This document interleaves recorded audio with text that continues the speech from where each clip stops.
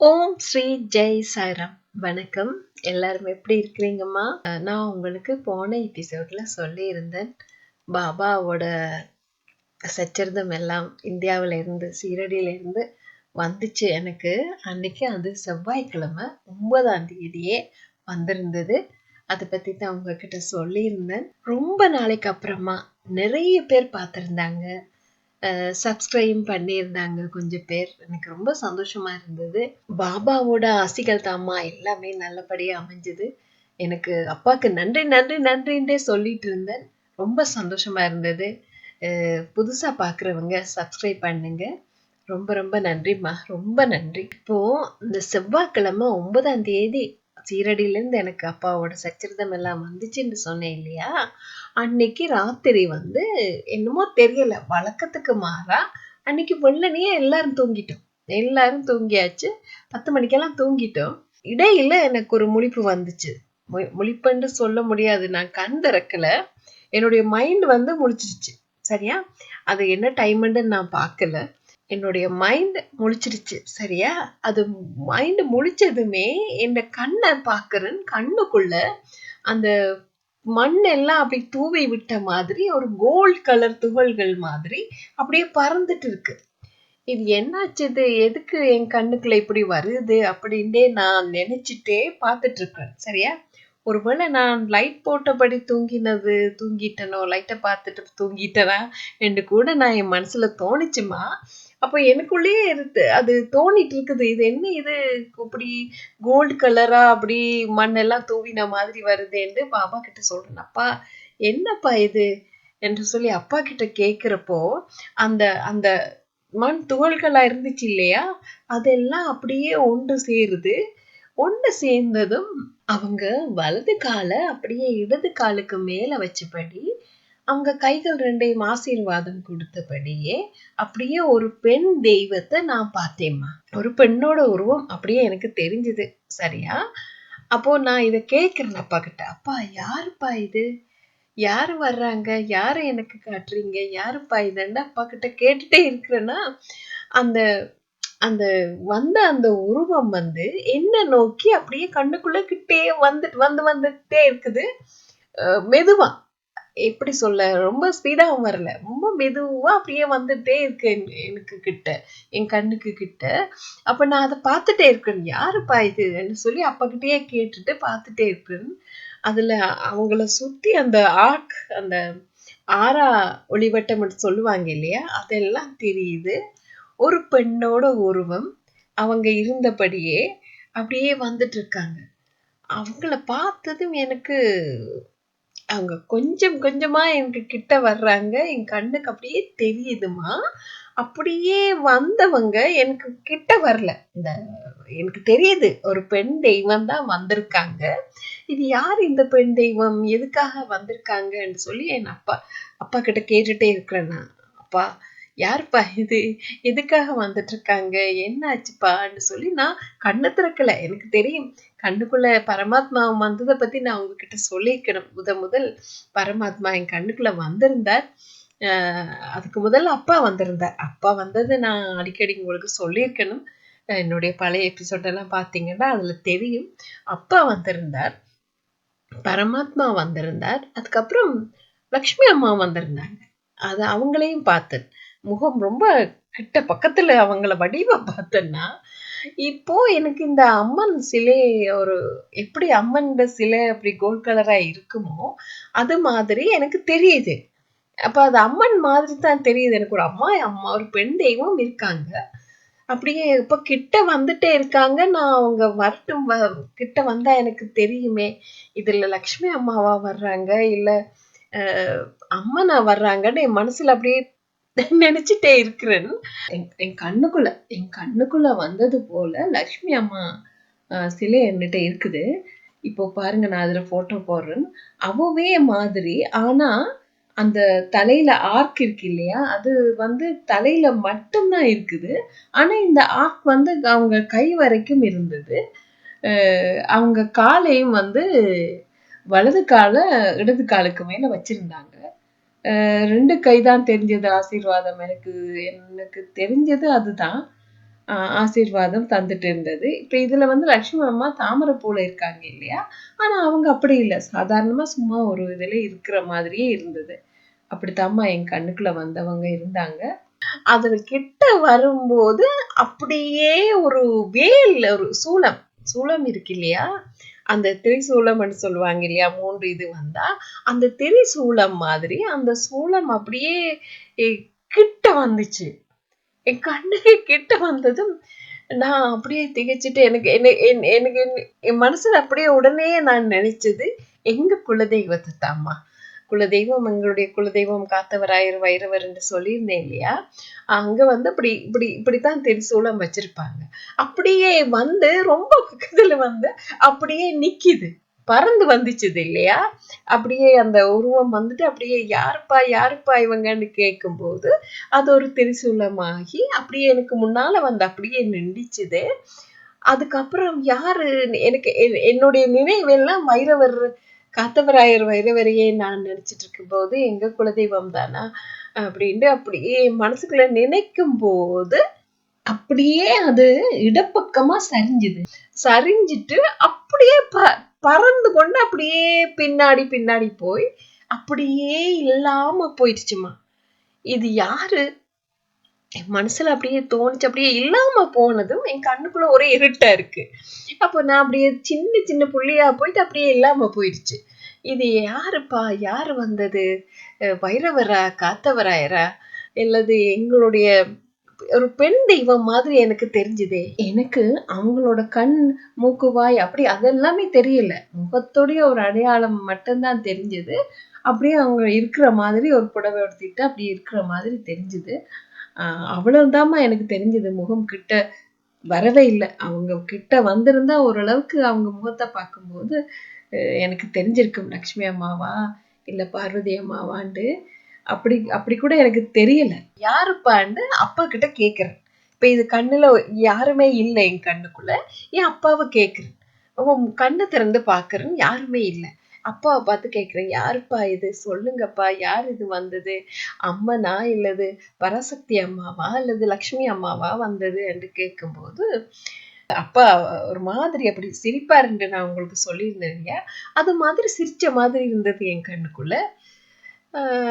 சரி, ஏதோ ஒன்று சொல்றாரு அப்பா, எனக்கு அம்மா தான் வந்திருக்காங்க, எதுக்கு வந்திருக்காங்கங்கிறத நாளைக்கு காலையில் எழும்பினதும் அப்பா கிட்ட கேட்கலாம் அப்படின்னு நினைச்சிட்டு அப்படியே அந்த வந்த அம்மா வந்த அந்த உருவத்தையே நான் நினைச்சிட்டு அப்படியே தூங்கிட்டேன் போல இருக்கு. சரியாமா?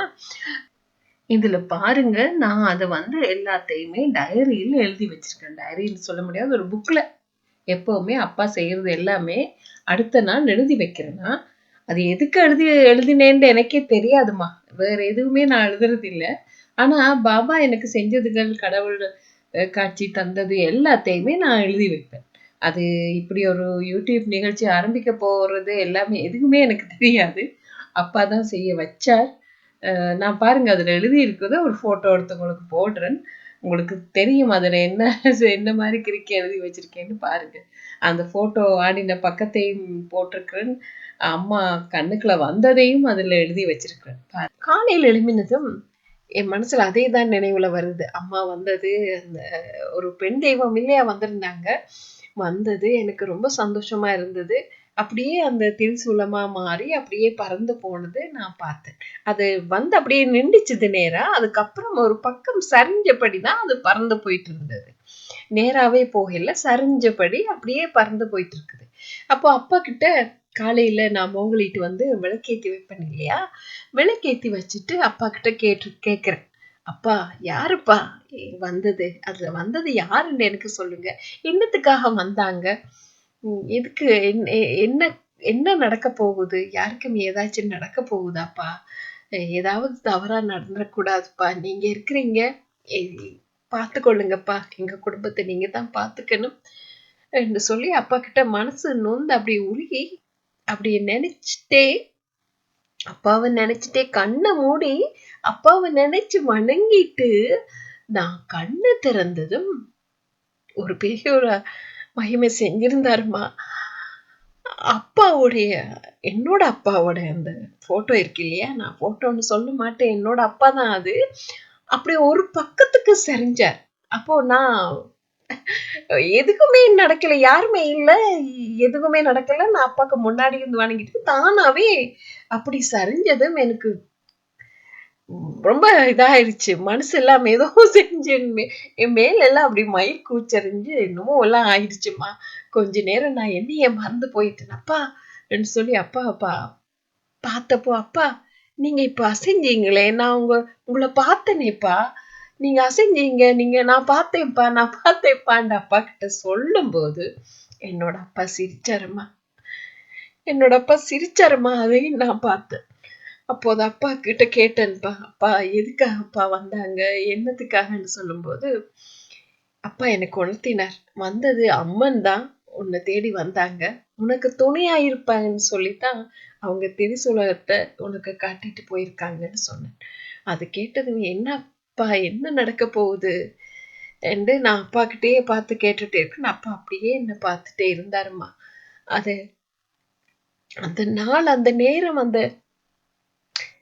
அதுக்கு இப்பதாம்மா எனக்கு புரியுது. அந்த வேல் சரிஞ்சபடிதான் அந்த எப்படி சொல்றது, அந்த திரிசூலம் இருந்தது இல்லையா, அந்த திரிசூலம் எனக்கு முன்னால வந்து பறந்து வந்து அப்படியே நின்றுச்சு இல்லையா.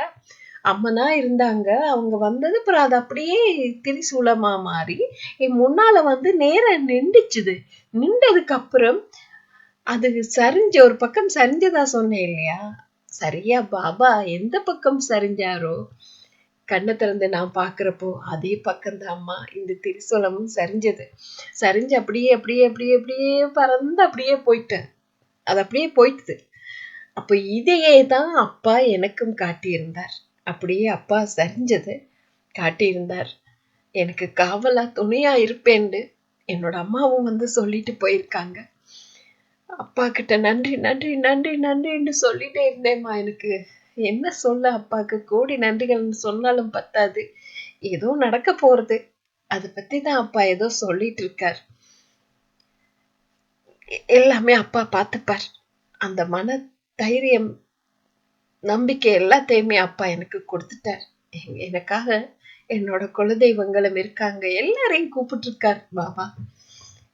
பிள்ளையாரப்பா எல்லாரையுமே கூப்பிட்டு, எல்லாருமே எனக்கு முருகன் கூட வந்திருந்தாருன்னு உங்களுக்கு சொல்லியிருந்தேன். எல்லாரையுமே கூப்பிட்டேன். இப்போ அம்மன் கூட வந்திருந்தாங்க. நான் ஏற்கனவே ஒரு தடவை சொல்லியிருக்கிறேன், அம்மன் குழந்தையா வந்திருந்தாங்கன்னு. எனக்கு பக்கத்துல வந்திருந்தாங்க, நான் அவங்கள பார்த்தேன். அதுக்கப்புறம் ஒரு குழந்தை எனக்கு பக்கத்துல வந்திருக்கேன்னு கண்ணு திறந்து கூட பார்த்தேன். அப்ப கூட இருந்தாங்க, அப்படியே இல்லாம போயிட்டாங்க. அதுக்கப்புறம் உங்களுக்கே நான் சொல்லியிருக்கேன், என் கணவன் படுத்திருக்கிறார், அவரை இன்னும் என்ன படுத்துட்டு இருக்கான்னு அப்படின்னு சொல்லிட்டு என் பக்கத்துல இருந்து அங்கால நடந்து போனாங்க. என் பக்கத்துல அப்பா தான் இருக்காரு, உங்களுக்கு தெரியும். என்னோட பெட்டுக்கு பக்கத்துல கொஞ்சம் தள்ளித்தான் அப்பா இருக்கார். இந்த பக்கத்துல இருந்து தான் அங்கால போனாங்க. அவங்க நார்மலான சாதாரணமான ஒரு புடவை கட்டிட்டு தான் இருந்தாங்க, ஒரு மஞ்சள் கலர் புடவை தான் கட்டிட்டு இருந்தாங்க. அப்படியே போய் என்கிட்ட சொல்லிட்டு, இவன் இன்னும் என்ன தூங்கிட்டு இருக்கான் அப்படின்னு சொல்லி அவரை எழுப்ப போனப்போ நான் தான் வேண்டாம்னு சொல்லிட்டேன். அது என்னத்துக்காக அம்மா அப்படி வந்தாங்க, என்ன நடந்துச்சுன்னு எனக்கு இன்னும் புரியல. இது இப்போ எனக்கு நான் ஏற்கனவே உங்களுக்கு அதெல்லாம் சொல்லியிருக்கணும்னு நினைக்கிறேன். இது இப்போ எனக்கு என் கண்ணுக்குள்ள அது செவ்வாய்க்கிழமை இல்லையா, அன்னைக்கு தான் அப்பாவோட சச்சரிதம் வந்திருந்தது. அன்னைக்கே அம்மா எனக்கு ஆசீர்வாதம் தந்திருக்காங்க. நானும் இருக்கேன் உனக்கு துணையான்னு சொல்லியிருக்காங்க. எல்லாமே நல்லதே நடக்கும், அதுவும் துர்க்கை அம்மன் தான் வந்திருக்காங்க என்று சொல்லி எனக்கு பாபா உணர்த்தியிருந்தாருமா. இதுல இன்னொன்னு நடந்துச்சுமா. அது நான் இப்போ உங்களுக்கு போடுறதுக்காக இந்த எபிசோட் செய்துட்டு இருந்தேன் இல்லையா, செய்துட்டு இருந்தப்போ போட்டோஸ் எல்லாம் எடுக்கிறதுக்காக இந்த போன் எடுத்தப்போ அந்த போன்ல வந்திருந்தது இந்த போட்டோ. இதுல உங்களுக்கு போடுறேன்னு பாருங்க, அதே துர்க்கை அம்மா மாதிரி கையில சூலத்தோட அம்மன் இருக்காங்க. அந்த போட்டோ தான்மா வந்திருந்துச்சு, அது உங்களுக்கு இதுல போட்டிருக்கேன் பாருங்க. இது எப்பவோ நடந்தது. அதை பத்தி நான் உங்ககிட்ட சொல்லும் போது அப்ப கூட எனக்கு அம்மன் தான் வந்திருந்தாங்க. என் தெய்வங்களுக்கு நன்றி நன்றி நன்றி நன்றி. எல்லாமே நல்லதுக்காகத்தான் நடந்துட்டே இருக்குது. அப்பா எது செய்தாலும் நல்லதே செய்வார். என் அப்பா பார்த்துப்பார். அப்படின்ட்டு தான் நான் எல்லாத்தையுமே சொல்லிட்டு விடுறதே. எப்போ என்னோட அப்பா என்கிட்ட வந்தாரோ அன்னிலேருந்து நான் என்னுடைய நினைவு எல்லாமே அவரா தான் இருக்குது. ஆனா என்னோட ஹஸ்பண்ட் மட்டும் இன்னும் அவரை என் பாபா நினைக்கலையா அல்லது ஏத்துக்கலையா எனக்கு தெரியல. அவருக்கு பாபா பத்தி கதைச்சாலே கோவம் வருது.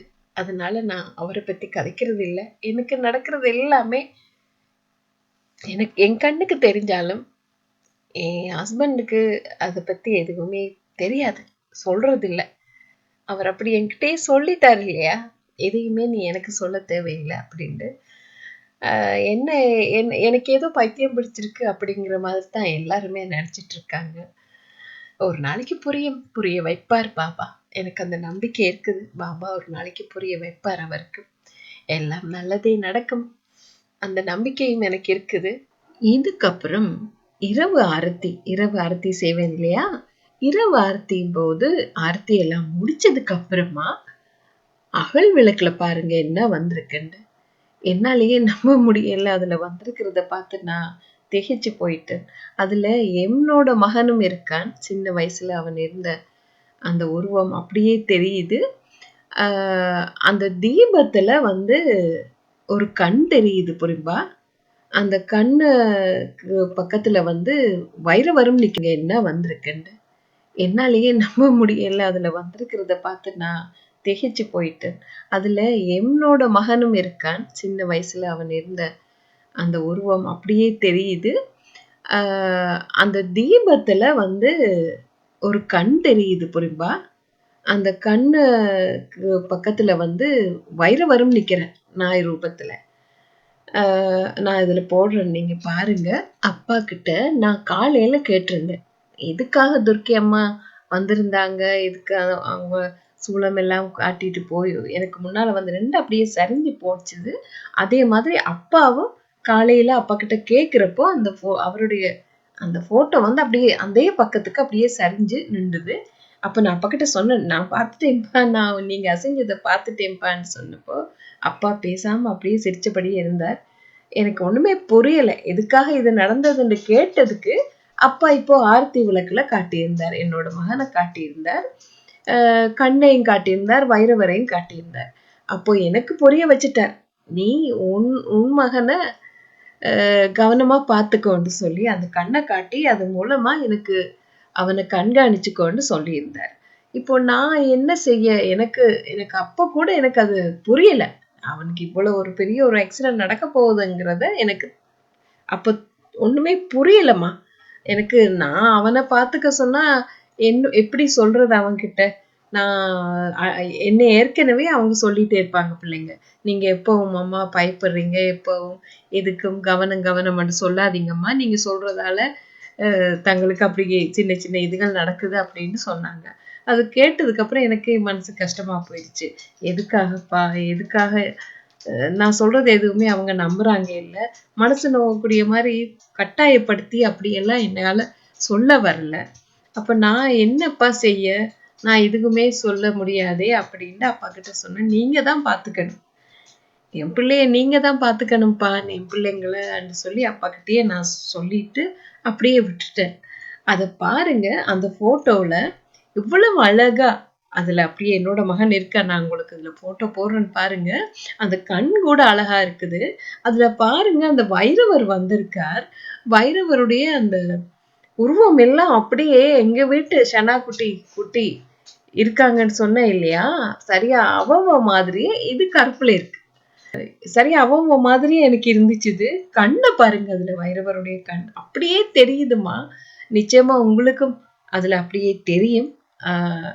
பாருங்க, நீங்க பார்த்தா உங்களுக்கும் புரியும் அதுல என்ன காட்டியிருக்காங்கன்னு. அதே அகல் விளக்குல நீங்க பாருங்க, அந்த ஷடோவுல யார் முகம் வந்திருக்குண்டா, அப்பாவோட முகமே வந்திருக்குமா. உங்களுக்கும் அப்படியே தெரியும் பாருங்க. நான் அதுல போட்டோ போடுறேன். அப்பாவோட முகம் பதிவா இருந்துச்சுது அந்த அகல் விளக்கு தீபத்து அந்த ஷடோவுல நேரா. அதுக்கு மேலால பாருங்க, இந்த லக்ஷ்மி அம்மா விளக்கு இருக்கு இல்லையா, அதுவும் ஒளிந்துட்டே இருக்கும் தீபம். அந்த விளக்குல பாருங்க, அந்த கண் மாதிரி அந்த தீபத்துக்குள்ள வருகுது. அது பக்கத்துல அதனுடைய அந்த விளக்குல இது பாருங்க, சரியா வைரவருடைய முகம் மாதிரி இருக்கு. அதுல வந்து கண்ணும் இருக்கு. அதையும் பார்த்தா வைரவர் மாதிரியே இருக்குது. அப்பா கண்காணிக்க சொல்லித்தான் எனக்கு அத போட்டு காட்டியிருக்கார். ஆனா நான் சொல்லிட்டேன். நான் அப்பா கிட்டயே ஒப்படைச்சிட்டேன். என்னால எதுவும் செய்ய முடியாதுப்பா. நீங்க தான் பார்த்துக்கணும்னு சொல்லி அப்பா கிட்டயே சொல்லிட்டேன்மா. என்னால முடியாது. என் பிள்ளைங்க நான் சொல்றது இந்த மாதிரி சொல்றத கேட்கறது இல்ல. மத்தபடி கேட்பாங்க. இந்த ஆன்மீக சம்பந்தமான இதுகள அவங்க கேட்க விரும்புறதில்ல. எனக்கு அந்த ஆன்மீக சிந்தனைகள் பிடிக்கிறதில்ல. எதுக்காகன்னா, அவங்களுக்கு வந்து இந்து மதத்த சேர்ந்திருந்தா கொஞ்சம் ஏதாவது புரிஞ்சிருக்கும் இல்லையா? அவங்க வந்து அவங்க அப்பா வேற்று மதம் இல்லையா? எனக்கு மதம் பிரச்சனை இல்ல. அதனால அவங்க 3 பேரையும் நான் ஞானஸ்தானம் எல்லாம் கொடுத்து கிறிஸ்தவ பிள்ளைகளாகவே ஆக்கிட்டேன். அங்க இங்க சர்ச் தானே கூட இருக்குது. எனக்கு எல்லாமே கடவுள் தான். எல்லாமே தெய்வங்கள் தான். யாரையும் எந்த மதத்தை சொல்லி நான் புறம்பு காட்டுறது இல்ல. பாபாவு மதத்தான் சொல்லி இருக்கார். இப்பதாம்மா பார்த்தேன். உங்களுக்கு போடும்போது தான் பார்த்தேன். அந்த அகல் விளக்குல அந்த தீபம் எரியுது இல்லையா? அதை விட உள்ளுக்குள்ள பாருங்க. அந்த உள்ளுக்குள்ள நான் அந்த தீபம் அணையாம இருக்கிறதுக்காக 2 காசு வைப்பேன். நம்பிக்கை பொறுமைங்கிறத நினைச்சே அந்த 2 காசு வைப்பேன் இல்லையா? அந்த 2 காசுக்கும் இடையில பாருங்க ஒரு கண் தெரியுது. இதை இப்பதாம்மா நான் கவனிச்சதே.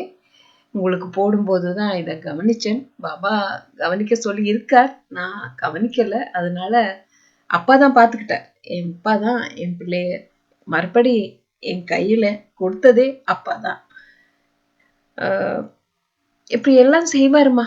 நிச்சயமா பாபாவை நீங்க நம்பினா பாபா நிச்சயமா செய்வார். உங்களுக்கு காவலா இருப்பார். உங்க குழந்தைங்களையும் காவல் காப்பார். நிச்சயமா இது நடக்கும்மா. இது நடக்கும். அப்பா மேல நம்பிக்கையும் பொறுமையும் வையுங்க. பொறுமையா இருங்கம்மா. எல்லாம் நல்லதே நடக்கும்.